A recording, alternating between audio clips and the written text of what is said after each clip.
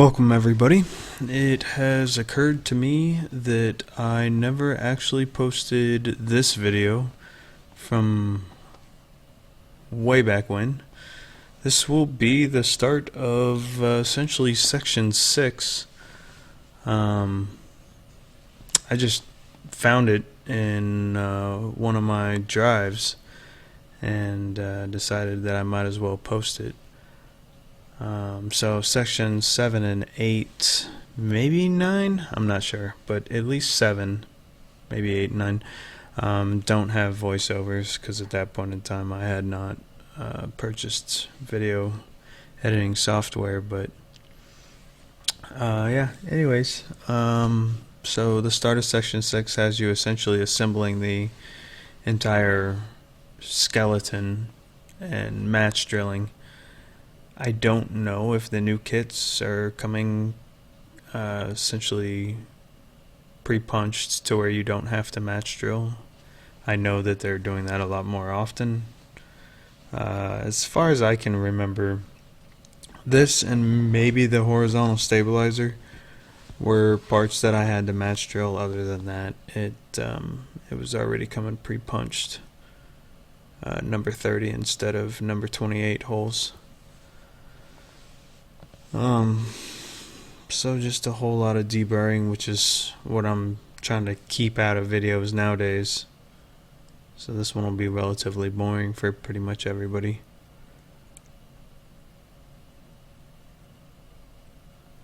This is the old house, and I do not miss the little space that I did have, which is all fine and well for the start of a build, but even now, being done with the empennage, I'm so glad I've got space to get around it and whatnot. The van would have to be entirely kicked out by now, and I don't think I'll have to kick her out of the new house until probably when I'm done with the wings. Once I start building the fuselage, I'll need probably the 2-car stall. There you saw me using the that's kind of one of my favorite tools, although some people think that it's one of the worst tools out there. It's just a drill with a 3M wheel on it.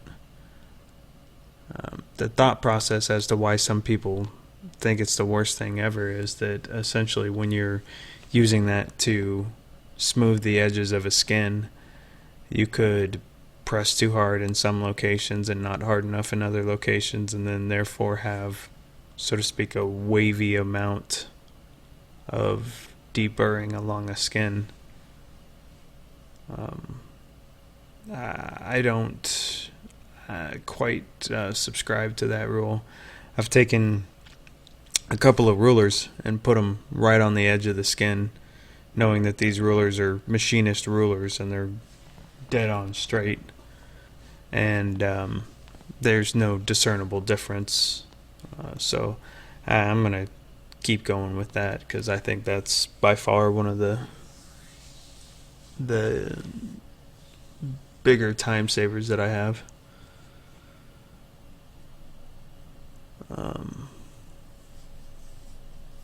But yeah, and surprisingly the date is correct, 3/30/2020, the dawn of COVID. So I was pretty happy to have the empennage kit and essentially something I can do with my time when I can't travel and whatnot.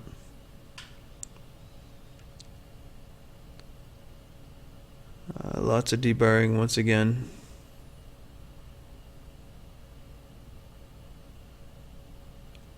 Safety glasses, mostly to prove to my wife that I won't take out an eye doing this. I mean, there's still time, but you know, hopefully not. Yeah.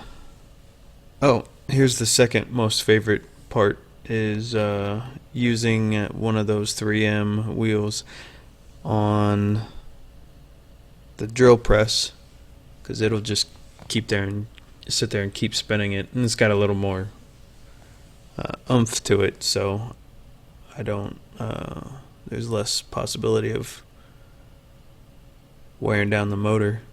And all of these 3M Scotch-Brites, I bought them all off of, the name just escaped me, of course. Cleveland Tool. And Cleveland Tool sells even the screw, or they have a nut and bolt type setup too. I bought both of them, trying them out. Really doesn't matter one to the other to me. I like them both ways. A little bit of sandpaper to the 3M wheel there, just to kind of uniform it out, because you will start to get valleys in it that you need to essentially sand back down.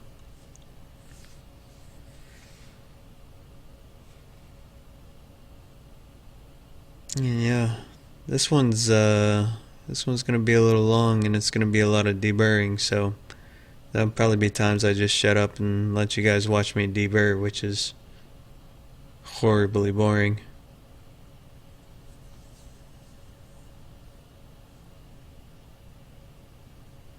Most of my deburring now I just do even outside of the shop.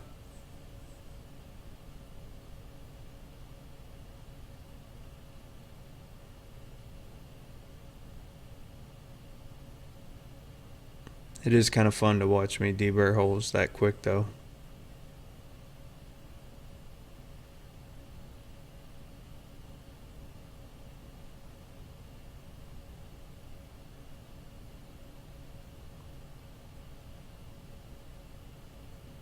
And yeah, I mean, if you're thinking about building, and this is a video that you're watching, or if you just bought an empennage kit and you're watching this video to get an idea of what you've signed up for, you've signed up for a lot of deburring. That's gonna be a lot of your life.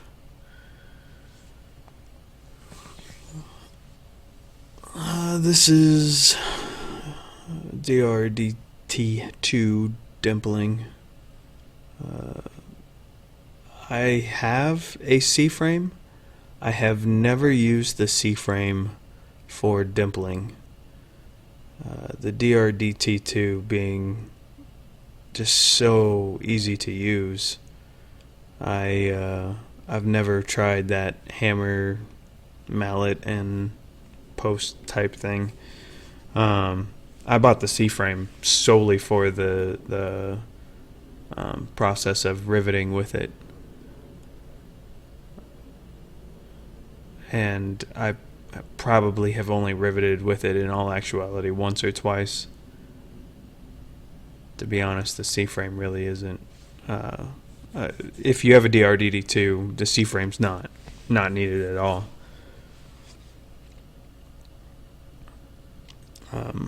The spar on the vertical stabilizer and the spar on the horizontal stabilizer, I have found though that C-frame and being able to rivet with that was pretty phenomenal. But most of it you could do with a squeezer. Bucking by hand, of course, always an option. My first go-to is definitely use the pneumatic squeezer, because it will consistently give you the best rivets. Second being riveting with the C-frame, if I can still get to it that way, and then if I can't get to it with either of those, then definitely by hand.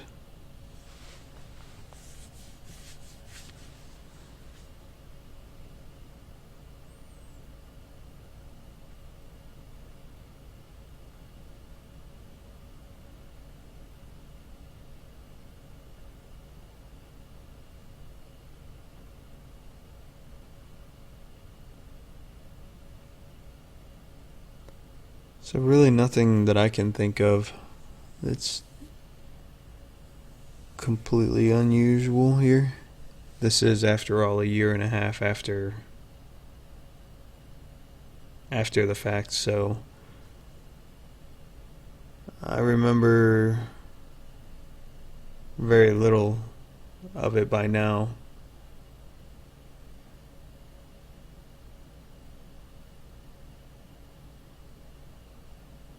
I remember thinking that spar doubler there was never going to actually bend to the correct shape and would misshape the rear spar. It didn't. 3 or 4 rivets down the line and it was already conforming to that rear spar.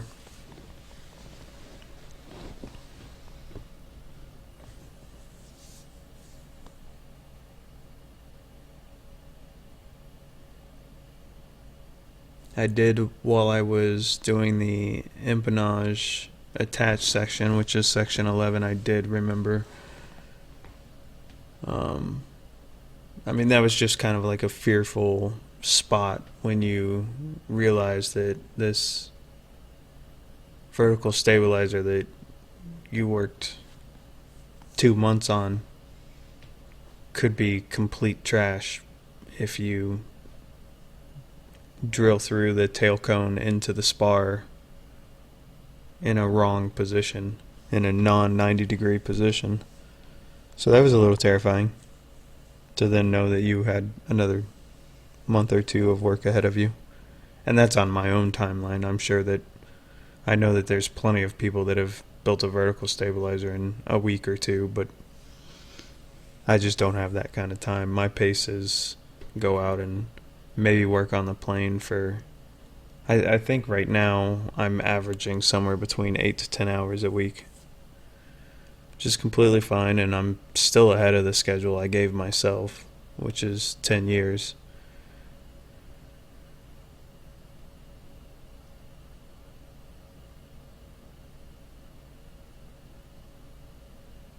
God, 10 years sounds horrible when I say it like that, though.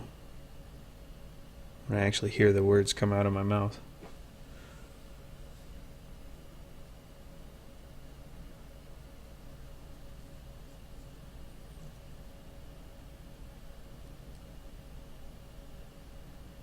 It's, that right there is pretty much the first amount of usage with the pneumatic squeezer.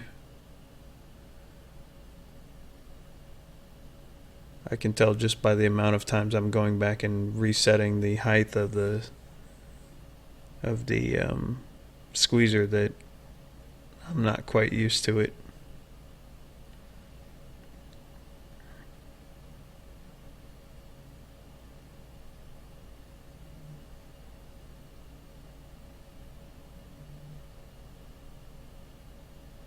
But with that black rivet checker tool that also came from Cleveland Tools, it's nice and easy to make sure that everything's at least squeezed correctly.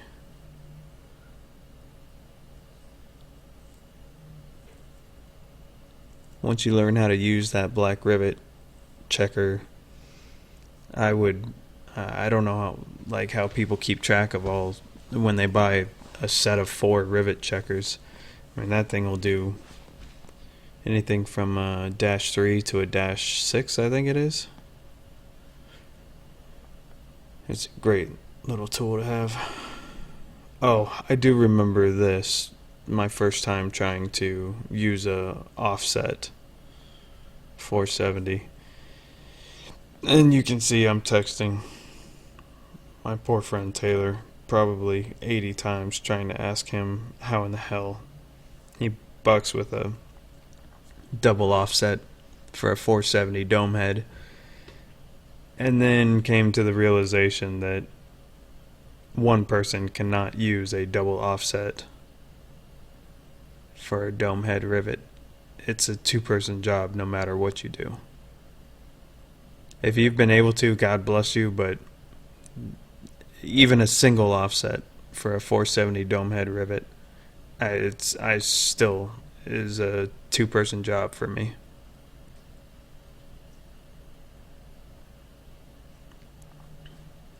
And the reason being is that that offset just wants to twist around in the gun. If it's not offset, it's going to sit on that just fine. But when it's offset, the pounding action just makes it want to rotate in that gun. So essentially, you need one hand on the gun, one hand on the actual posts coming out of the gun there, and then somebody else on the backside with a bar.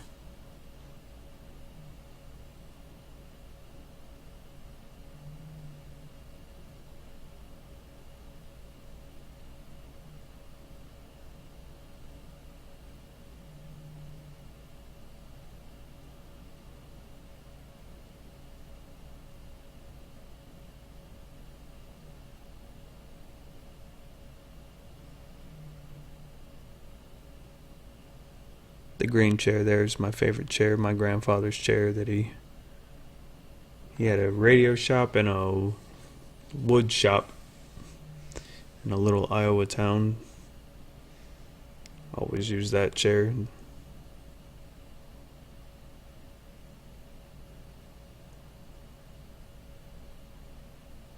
It's one of those things that just will never die because it was built properly.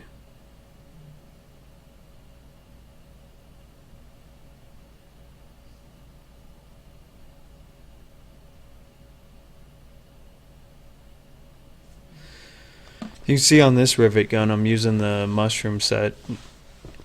I found later down the road I really didn't like the amount of lip that rubber mushroom set had on it, so I took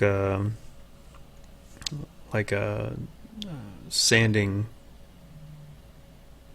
type. Actually, I think I took it to maybe that grinder without the 3M wheel. I think it had like a steel wheel on it, and I ground down some of the rubber lip around that mushroom set, and that seemed to help a lot because essentially you were having to force through the rubber edge there with the gun before it would contact the surface, and that was kind of deforming the surface a little bit.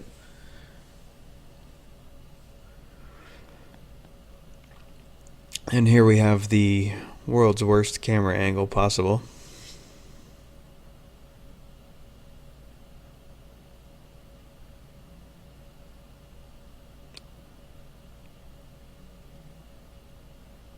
Problem number one with this camera was it was crap. And then problem number two being I never quite knew how I was in the shot or what the shot looked like.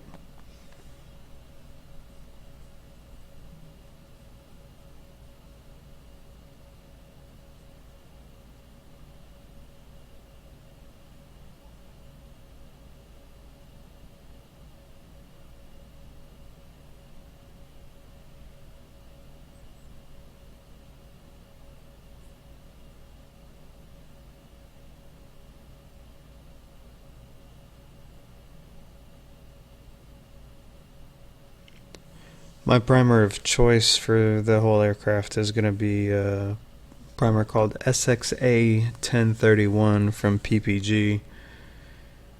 In the research that I did, I was either going to go with that or I was going to go with the green stuff that everybody uses. For some reason the name escapes me at this point in time. But the SXA 1031 seemed to be some of the hardest stuff out there that I could find. Oh, it's AKZO from Noble that you see on a lot of aircraft, kind of a bright green. And anyways, the SXA 1031 comes in a spray can from PPG. It's god awful expensive. I think it's $22 a can, something like that. And it seems to be holding up on a lot of people's aircraft in Florida, so I figured screw it. It's easier than having to load up a HVLP gun. And when you run the prices, it's pretty much the same. So yeah, there you go. Finished product. It's fun when you're learning a craft and finally build something and it doesn't come out looking like the god-awful banged up toolbox that I tried to build. Anyways, I'll see everybody on the next one.